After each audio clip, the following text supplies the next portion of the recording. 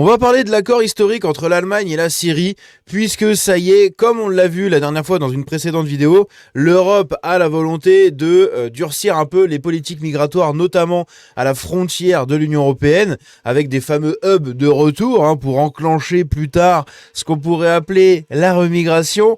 Et juste ici, il y a un accord entre l'Allemagne et la Syrie qui est en train d'être fait, qui va être validé ou qui a déjà été validé, qui justement commence cette remigration des Syriens présents en Allemagne.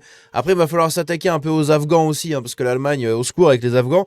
Mais déjà les Syriens, où on estime qu'environ 80% des Syriens, des réfugiés syriens, seront renvoyés vers leur pays pour reconstruire un peu la nation. Et tout ça, ça a été fait avec Ahmed al-Shara, le président syrien, ex-terreau et tout ce que vous voulez. Bref, on va parler de tout ça.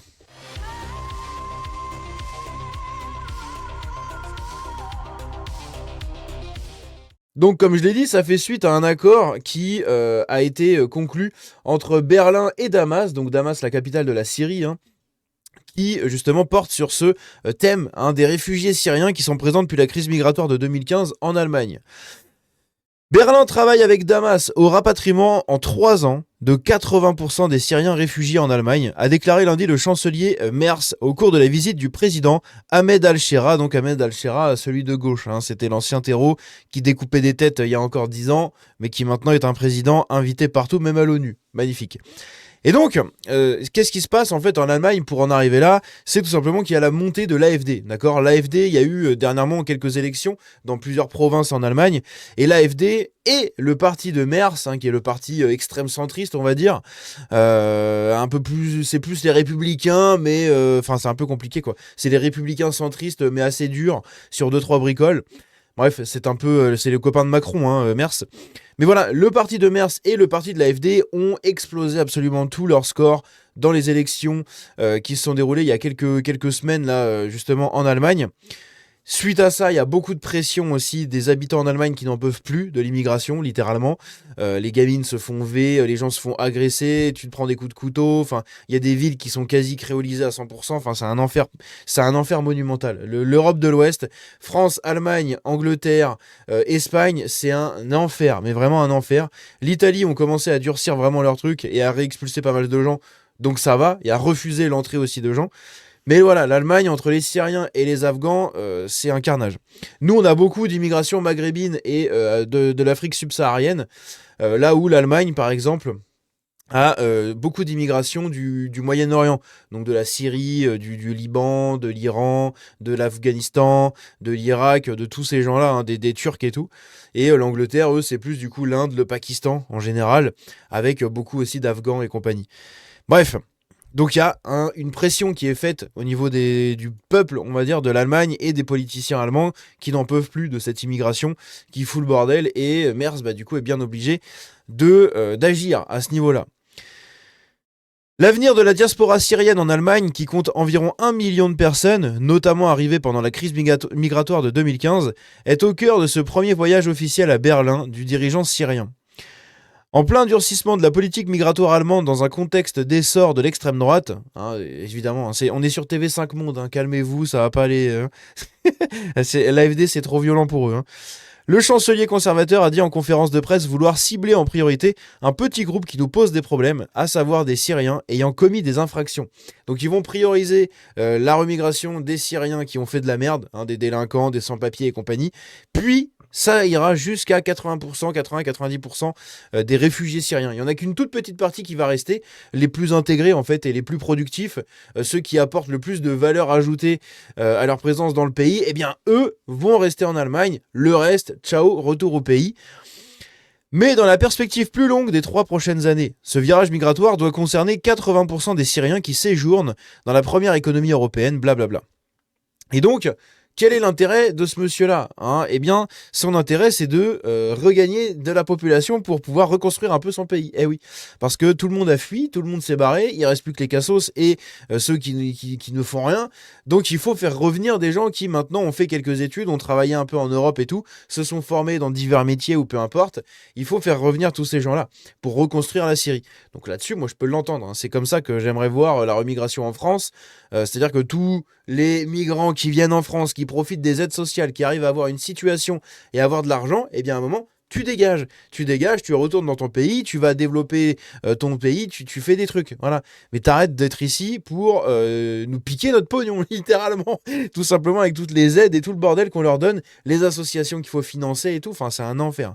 Et l'Allemagne, c'est exactement pareil, hein. Ils ont plein d'associations immigrationnistes qui prennent des subventions publiques.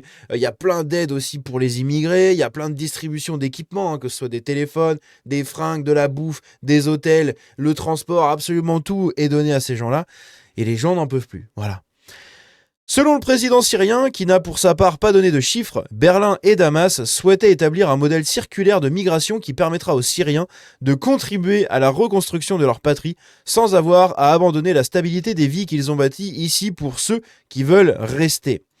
Il a souligné que les Syriens d'Allemagne devraient être un pont entre les deux pays et étaient un atout. Enfin, devaient être, pardon, un pont et étaient un atout. Donc le fameux président syrien, hein, Mohamed Al-Shera, c'était, je sais plus comment il s'appelait avant, c'était Al quelque chose, et c'était un terreau, hein, c'était un terreau qui découpait des têtes. Le président syrien devait aussi aborder les questions migratoires avec le ministre allemand de l'Intérieur, Alexander Dobrindt, plus tard dans l'après-midi. Avant ce déplacement en Allemagne, Al-Shera, un ancien rebelle, hein, bah c'est pour ça, j'aime bien, ils le précisent quand même sur TV5 Monde, il faut le noter, hein, dans beaucoup d'articles de France Télévisions, des médias de gauche, personne ne relate son passé, hein, et pourtant son passé est assez catastrophique. Mais là ils le disent, donc c'est très intéressant, ça va faire une piqûre de rappel. Donc Ahmed Al-Shera, un ancien rebelle djihadiste de 43 ans, qui a renversé Bachar el-Assad en décembre 2024, a multiplié les voyages, en particulier aux États-Unis, en France, en Russie, afin de replacer la Syrie sur la scène internationale, même jusqu'à l'ONU, hein, comme on l'a dit, où il a fait la petite bisouille à Macron et tout. Macron qui est obligé toujours de faire la bise à tout le monde, c'est un truc de ouf, il est vraiment bicurieux jusqu'au bout. Friedrich Merz, a vanté, donc le chancelier allemand, a vanté un ambitieux programme de travail commun pour la construction et pour la reconstruction et le retour des réfugiés, qui entre maintenant dans sa phase de mise en œuvre, avec une délégation allemande se rendant à cette fin en Syrie dans quelques jours. Après 14 ans de guerre civile, le redressement de la Syrie est primordial, ont souligné les deux hommes. L'Allemagne va aussi financer à hauteur de 200 millions d'euros des projets relatifs à l'approvisionnement en eau ou à la reconstruction d'hôpitaux. Ça, j'avais pas lu jusque-là. Donc les Allemands vont se faire sucrer quand même 200 millions d'euros au passage. Au passage. Donc lui, il arrive et fait, bon, je veux bien reprendre mes Syriens, mais il faut me donner des thunes. Magnifique. 200 millions d'euros. Enfin, putain, c'est incroyable. 200 millions pour financer des hôpitaux, de l'approvisionnement en eau.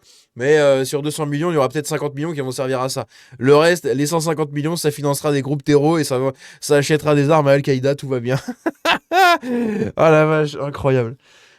Lundi, M. Al-Shera a aussi rencontré le président fédéral Frank-Walter Steinmeier et a participé à un fonds économique germano-syrien au ministère des Affaires étrangères. Il y a vanté une Syrie refuge pour les chaînes d'approvisionnement qui permet le transport d'énergie et de marchandises vers l'Europe sans passer par le détroit d'Ormuz, paralysé par la guerre au Moyen-Orient. C'est l'occasion de ressortir une petite carte, non? On va regarder vite fait sur la carte, pour ceux qui ne savent pas où ça se situe. Donc la Syrie, c'est le pays qui est en haut, hein, juste ici, juste à côté de l'Iran. De base, Iran-Irak, hein. L'Iran est juste ici. De base, le pétrole, etc. est acheminé par là, le golfe d'Ormuz, puis dispatché à travers le monde via ce coin-là. Sauf que, on le sait maintenant que depuis un certain temps, le détroit d'Ormuz, c'est un peu compliqué. Donc ce qui se passe maintenant, c'est que il pourrait y avoir des circuits d'approvisionnement qui passeraient par l'Iran, par d'autres pays ou je ne sais quoi, pour aller vers l'Irak, puis seraient rapatriés du coup par la Syrie et potentiellement lâchés dans la Méditerranée, vu que la Syrie a une côte en Méditerranée. Ils ont ici une terre au large, enfin ils ont un accès, je veux dire, à la Méditerranée, puis la Turquie, etc. Donc ils pourraient remonter vers la Russie pour remonter par là. Puis ils pourraient repartir vers l'ouest, vers le Caucase, etc. Donc il pourrait y avoir comme ça une espèce de route un peu marchande de commerce pour approvisionner tout ça sans passer justement par le détroit d'Ormuz comme c'est marqué ici. Mais la Syrie reste ensanglantée par des affrontements, notamment des combats entre des troupes gouvernementales et des combattants kurdes. Eh oui, hein, la Syrie, frontière avec la Turquie, donc évidemment ça y va très bien. Et les accusations de violation des droits humains sont légion. Friedrich Merz a aussi exhorté son homologue à l'installation d'un état de droit. Très européen comme truc, hein. Ça fait très colon, attention, Merz. Et au respect des droits de tous les Syriens, quelle que soit leur religion, leur appartenance ethnique ou leur sexe. Et oui, par exemple, pour ce qui me concerne moi, il y a beaucoup de Syriens qui sont chrétiens et qui sont persécutés, hein, comme au Nigeria, comme partout, même en Israël, hein, absolument partout. De toute façon, dans ce coin-là, tous les chrétiens d'ici, et même dans le monde entier, de manière, dès que t'es chrétien, t'en prends plein la gueule. Mais surtout au Moyen-Orient, les chrétiens sont extrêmement persécutés. Je crois que c'est en Palestine. En Palestine, la majorité des chrétiens de Palestine ont été voilà, en ciao. C'est quand même très triste. C'est quand même très triste. Je lui ai également dit, donc au président syrien, c'est Merz qui parle, que de nombreux projets communs à l'avenir dépendraient aussi du fait que nous trouvions un état de droit offrant un cadre fiable pour l'économie, mais aussi pour les citoyens. Plusieurs manifestations sont organisées à Berlin contre la visite, initialement prévue pour janvier, mais reportée en raison de heurts entre l'armée et les combattants kurdes. Devant le ministère des Affaires étrangères lundi matin, des manifestants ont brandi des drapeaux kurdes et des pancartes critiquant le rapprochement entre les deux dirigeants, ainsi que le passé djihadiste du président syrien. Bah oui, hein. Moi c'est surtout ça qui m'énerve avec lui, c'est qu'on le reçoive partout, que Macron lui serre la main peinard, alors que il y a 10 ans, on en prenait plein la gueule aussi. Mais bon, tout va bien, amen. Une association kurde en Allemagne, le KGD, et non pas le KGB en Russie, mais le KGD, a jugé vendredi dans un communiqué que l'ancien chef rebelle ne devrait bénéficier d'aucune reconnaissance officielle. Et pourtant tout l'Occident l'accueille à bras ouverts. Voilà, il lui tape la bise, l'invite partout, il mange dans les grands restaurants, dans les grands trucs, il est convié aux dîners mondiaux, aux dîners mondains, je veux dire, des élites mondiales, occidentales. C'est magnifique. Au secours. Friedrich Merz a pour l'instant réduit sa politique syrienne à la gestion des expulsions et à ignorer la situation réelle sur le terrain. A déclaré du coup à l'AFP Louise Amstberg, putain les noms à chaque fois allemands très compliqués à dire, hein. La députée des Verts chargée des affaires étrangères mettant en garde contre une normalisation précipitée des relations bilatérales. Bref, voilà ce qu'il faut savoir. L'Allemagne commence à entamer la remigration des Syriens, ce qui est une bonne chose sur 3 ans, parce que il y a quand même 1 million de Syriens, hein, à remigrer, donc c'est quand même pas mal. Bon, après, tu demanderais ça à Trump, il les mettrait dans un avion, il les larguerait en Syrie. C'est ce qu'on devrait faire aussi, mais bref, nous ça va prendre beaucoup de temps. Les Allemands vont devoir payer pour 200 millions d'euros la reconstruction de plusieurs hôpitaux, l'accès à l'eau, etc. des gens en Syrie. Donc l'autre revient chercher ces réfugiés causés par sa guerre, hein, parce qu'il était djihadiste. Hein. Donc tout ce qui s'est passé contre Bachar al-Assad, etc., c'est aussi en partie de sa faute. Donc du coup, il va récupérer ses réfugiés tout en demandant de l'argent au passage aux contribuables allemands pour financer des trucs dans son pays qui, espérons-le, iront vraiment aux habitants, aux citoyens, puisque encore une fois, c'est eux qui vont morfler. Je pense que dans cet argent, il y en a une bonne partie qui va être distribuée à d'autres trucs un peu curieux. Bref, on verra. Dans tous les cas, vous avez les infos, vous en faites ce que vous voulez. N'hésitez pas à me dire ce que vous en pensez dans les commentaires, à me donner votre avis sur tout ça. On se dit à la prochaine. Prenez soin de vous. Ciao.